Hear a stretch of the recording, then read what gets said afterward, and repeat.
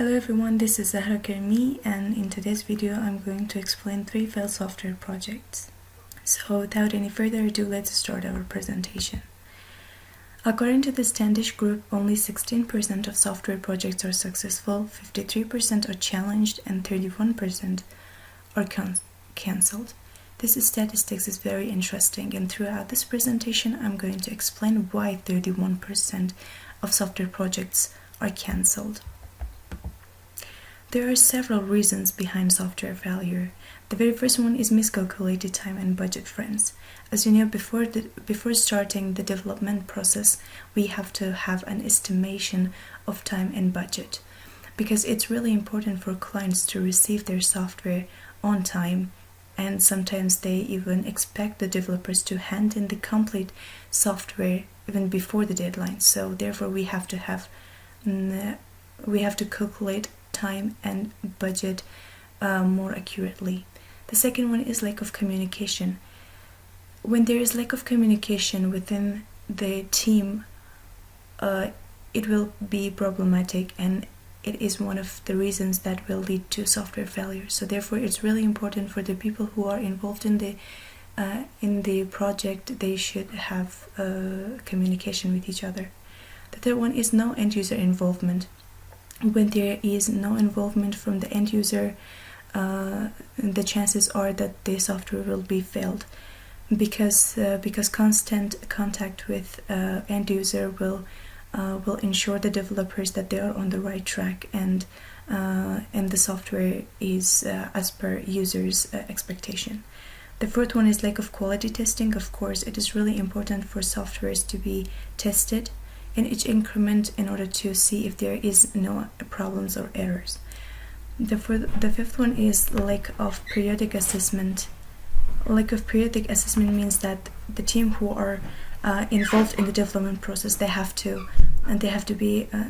meet up every week or maybe monthly, and to check what things they have done and what things are remaining. If they lack this periodic assessment, so the software will fail most likely. And the last one is development downtime.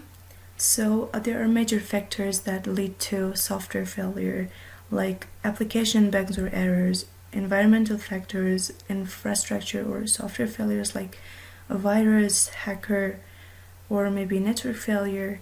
These are all the factors that will lead to development downtime and eventually will lead to software failures. So now I'm going to talk about 3 softwares that failed. The very first one is Cover Oregon, National Health Service Connecting for Health, and Taurus. Cover Oregon was an insurance exchange website.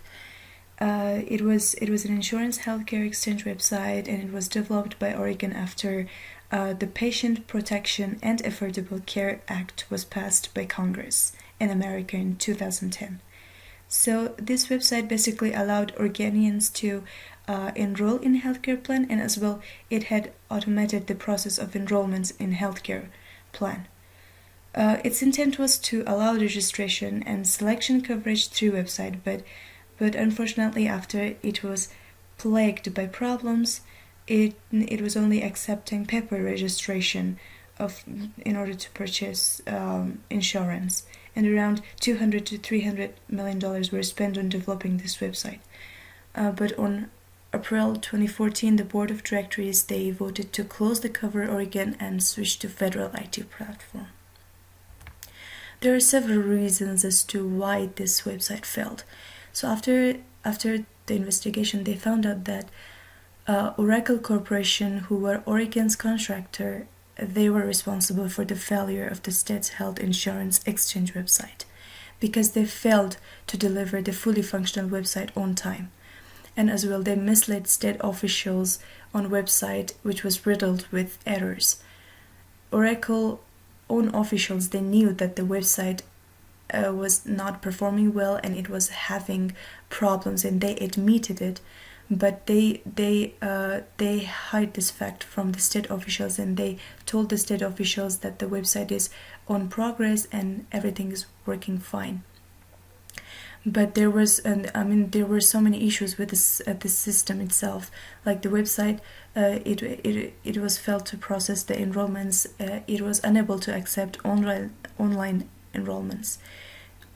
And finally, the chief information officer and executive director, both of them, they resigned in the wake of the failure of the website because they were unable to solve the issue, and unfortunately both officials, they resigned from their work. And finally, they decided to abandon Oracle platform and switch it to Federal IT platform, which was cost effective, and as well it was not risky. The second software that failed was NHS Connecting for Health. NHS stands for National Health Service. So this agency was part of United Kingdom Department of Health, and it was formed in April 2005. So they aim to develop the National Health Service IT infrastructure, and it was an electronic record system, which was going to be an electronic record system that it was integrating electronic patient records, and as well it was allowing the patients to have online booking, and as well to have access to computerized referral and prescription. So this NHS Connecting for Health, it was an electronic patient record system with having online booking system and computerized referral and prescription system inside it. It was aimed to connect 30,000 general practitioners to 300 hospitals. So all the records of patients, they were about to become centralized, and also they promised that they would provide secure access to these patient records by authorized health professionals, and only health professionals, those who were authorized, they could have access to this information.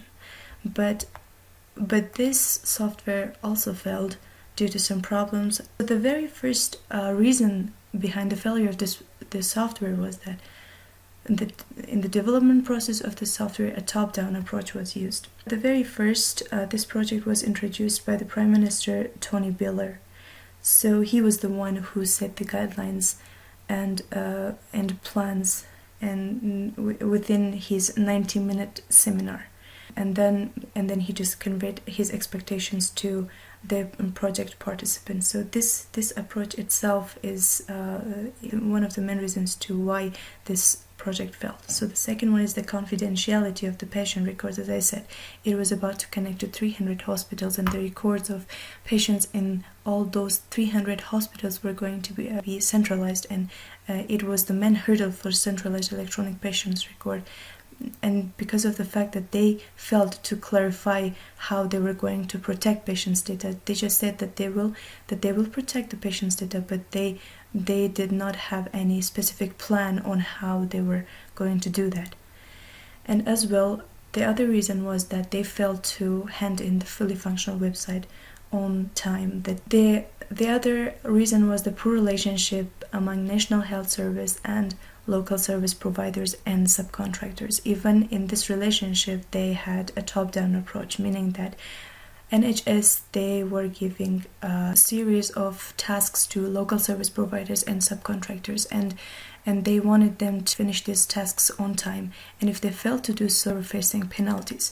So therefore, whenever subcontractors or these local service providers, they failed to deliver the outcomes, the NHS, they were terminating their contracts with them. So this led to more contract losses and eventually to the failure of the software itself.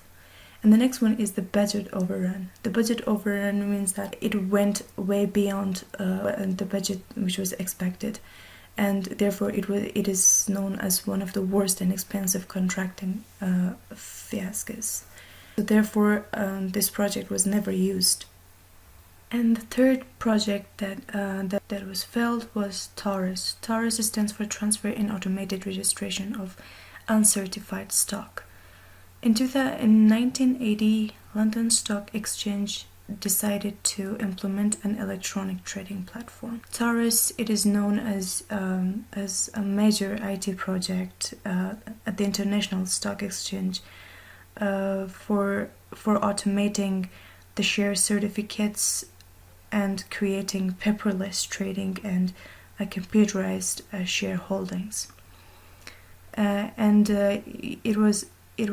Its aim was to connect with 280 financial institutions to make a centralized database of inventors along with their holdings that was maintained by International Stock Exchange.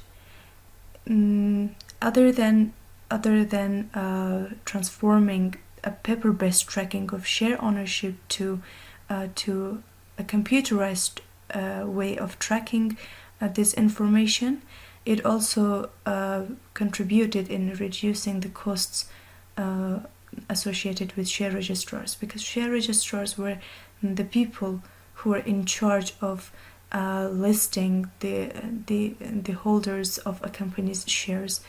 So after coming Taurus, the companies, they didn't need to pay for the share registrar, because this system or this information system would do that work for them in a very computerized way. Although this was a really good project that really helped investors, and it got failed due to some reasons. The very first one was that the scope creep. Scope creep basically happens when you bring constant changes to the project's scope. Project scope is something that needs to be clarified at the beginning of the development process, because all other processes are planned based on the project's scope. Once you define your project scope, then you will start planning based on that. And if you keep bringing changes into it, you will make your work complicated, and that with bringing changes into the project's scope, you want to achieve another purpose. So the same happened with Taurus software. So they were bringing changes into their functional requirements, so they were adding new functional requirements, and they were aiming to achieve another purpose, and finally with all of them they made the system really complicated. That resulted in the failure of the system.